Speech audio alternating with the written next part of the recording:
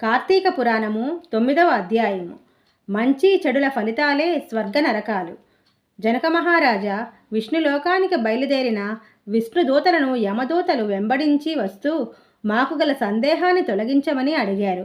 విష్ణుదూతలు యమదూతలతో, మీకు హరిహరులు నామాన్ని తలంచినందువలన కలిగే గొప్పదనం తెలియదా? శరీరాన్ని వదిలిపెట్టేటప్పుడు ఆ దేవదేవులలో ఎవరిని తలంచుకున్నా సమస్త పాపాలు పరిహరించబడతాయి గదా. అందువలనే మేము అజామిలుని తీసుకుని వెళుతున్నాము అన్నారు.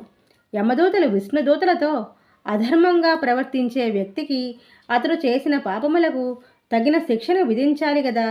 తల్లిదండ్రులను ఆదరించని వాళ్ళు, సజ్జనులను హింసించేవాళ్ళు, ధనధాన్యాలను దోచుకునేవాళ్ళు, పూజా పునస్కారాలు చేయని వాళ్ళు, అబద్ధాలతో మోసం చేసేవాళ్ళు, జంతువులను వేటాడి హింసించే క్రూరమైన వాళ్ళు, సాటి వారిని తోటివారిని మన్నించని వాళ్ళు, దారులు కాచి దోచుకునేవాళ్ళు, వీళ్ళంతా పరమ పాపాత్ములే కదా.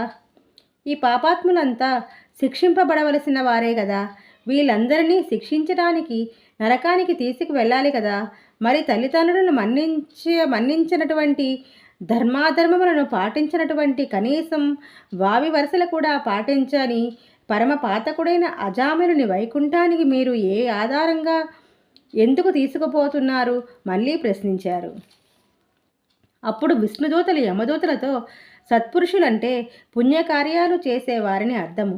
యజ్ఞ యాగాదులను నిర్వహించడము, తల్లిదండ్రులను మన్నించడము, పెద్దలను గౌరవించడము, దానములు చేయడము, వంచన చేయకుండా ఉండడము, సతీపతి ధర్మాన్ని మన్నించడము, పశుపక్ష్యాదులను ప్రేమించడము, సంతర్పణలు పూజలు చేయడము, ఆర్తులను ఆదుకోవడము మొదలైన పనులు చేసేవాళ్ళు పుణ్యాత్ములు. వీళ్ళకి స్వర్గంలో చోటు, ముక్తి లభిస్తాయి. హరికథా కాలక్షేపాలు, భారత భాగవత రామాయణ పారాయణములు, పూజలు, భజనలు, వ్రతాలు జరుగుతుంటే ఇలలోని వారికి పుణ్యం వర్తిస్తుంది. వారి జోలికి పాపాలు వెళ్ళవు. పుణ్యక్షేత్రాలను సందర్శించేవాళ్ళు, పుణ్యతీర్థాలలో స్నానమాడేవాళ్ళు అధోలోకానికి వెళ్ళరు. వీరంతా ఉత్తమ గతులను పొంది పుణ్యలోకాలకు చేరుకుంటారు. ఇక పాపపుణ్యాలకు సంబంధించిన ప్రధానమైన విషయాన్ని వినిపిస్తాను, వినండి. రుద్రాక్షలు ధరించినంత మాత్రం చేత, డాంబికాలు పలకడం వలన, ఆడంబరమైన ఆచారాల వలన, శుష్కమైన దానాలు, పూజలు, వీటి వలన పుణ్యాత్ములు ఎంత మాత్రమూ కాలేరు. పుణ్యగతులను పొందడానికి వీళ్ళు చేసే పనులు అర్హతను కలిగించవు.